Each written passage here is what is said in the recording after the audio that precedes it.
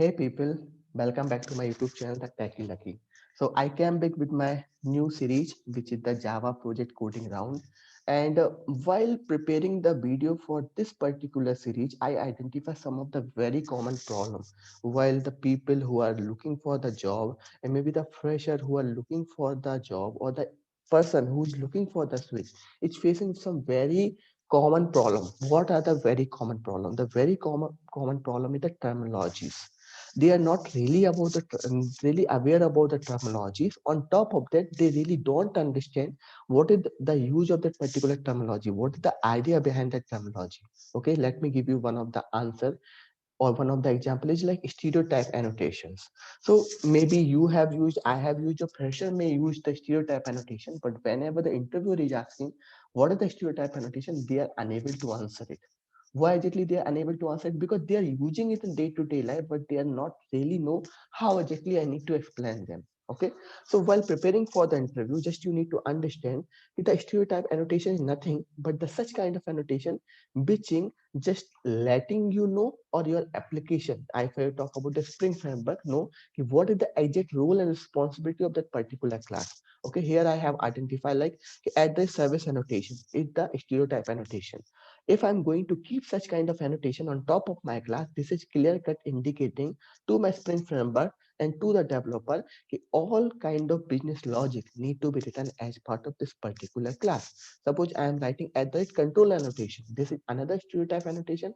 This annotation is clear cut indicating any kind of mapping. It may be the get mapping or post mapping or put mapping or delete mapping. Such kind of mapping related URI, uniform resource indicator, need to be configured as part of this particular class. At the repository is another annotation. Okay, stereotype annotation, and this annotation is going to tell to my particular class or spring framework database related operation need to be done as part of this particular class. So this is the advantage of using the stereotype annotation, and this is clearly defining what class is going to do what work. That's why I'm clear cut indicating here the identify the role and responsibility of the classes. This is comes under the stereotype annotation. So I hope so you got the answer of the first question.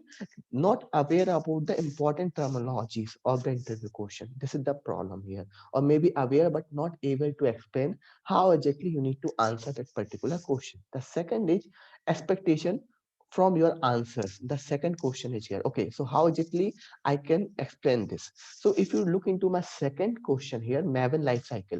Most of people are not aware about the Maven life cycle. They are simply using the Maven, they're simply using clean build install or ambient clean install, but really they don't know what is Maven life cycle. So they really have not prepared themselves for the interview. So first of all, the Maven life cycle is the consist of three phases.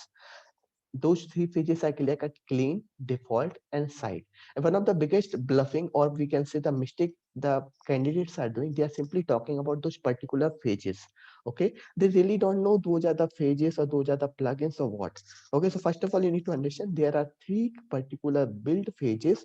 Inside that, some classified phases are coming. Like if I talk about the clean, which is consist of three more phases, like pre-clean, clean, and post-clean.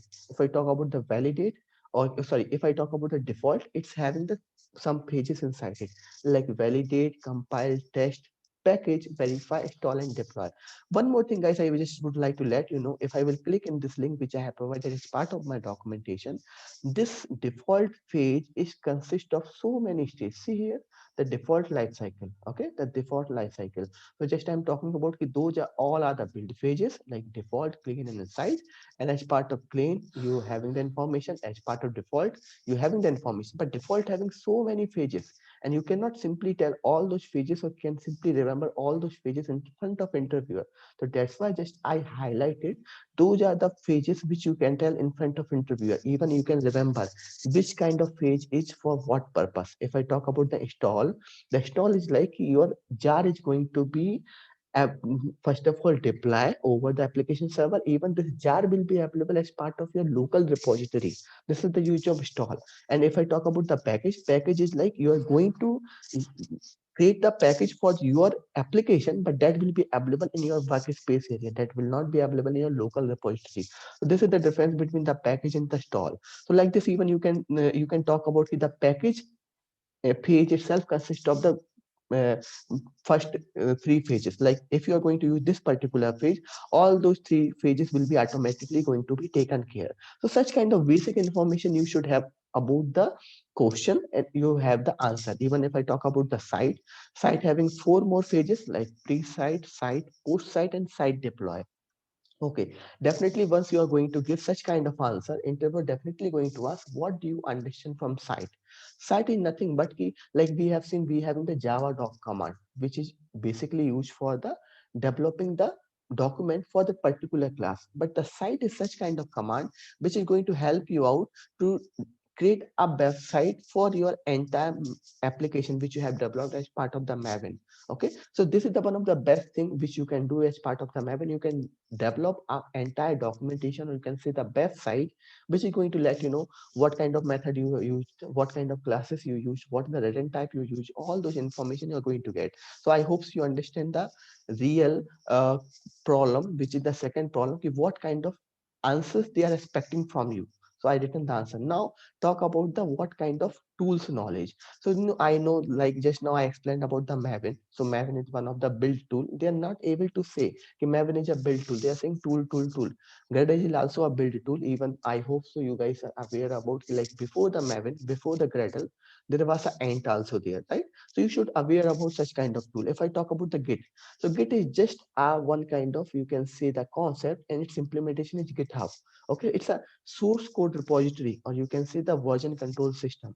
So people not able to define properly what is the Git, what is the Postman. Postman is one tool which is going to help you out to understand, okay, which kind of request you would like to send. This is the Postman, guys. So if you are using the REST API, so you can choose what kind of request you would like to send: get request, post request, put or patch or delete. One more thing, guys, I know about the basic freshers, they really don't know why exactly you need the Postman. So with the help of browser, you can send simple request, which is only the get request. Okay, you cannot send a post kind of request or delete kind of request. If you would like to send different kind of request, you have the Postman, which is helping you out to choose the kind of request you would like to send, and the dummy, it is going to send you the input to your application, and you are going to get the output. So both kind of stuff you may be able to see. Even I have provided as part of my introductory part, with this kind of input I'm going to provide, and I'm going to get some kind of output. So this is the Postman is going to help you out to understand. Okay, so this is the third problem which just now explained about it. Come to the fourth problem. One of my friend, I discussed with her. Okay, she simply told me she was not aware about some of the terminologies like h2. She really don't know what is the in-memory database, what is the Derby database, what is the Heroku, or how exactly JPA is going to help it out. So guys, you need to just aware about those particular terminologies. I know you may not uh, deep dive into those particular terminologies or the technologies, but definitely you should have some basic understanding about it. Yeah. Now come to the fifth point. Okay, so fifth point is like, if he have given you such kind of requirement here, okay, this is the requirement. You need to, if he given such kind of requirement only, you have to create the application. This application should have all three four card operations.